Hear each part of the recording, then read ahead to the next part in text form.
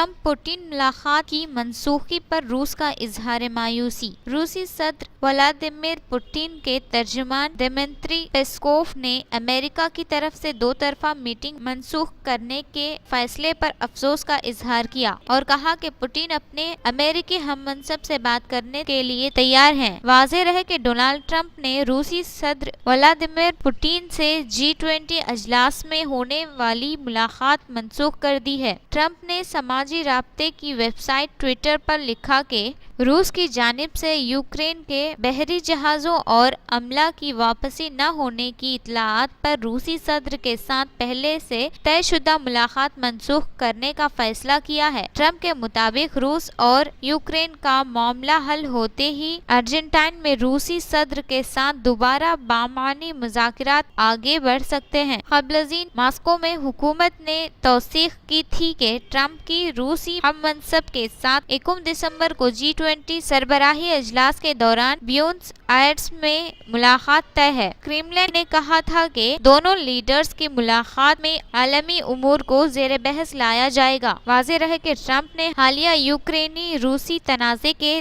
तनाज़ुर में पुतिन के साथ मुलाकात मनसूख करने का इशारा दिया था।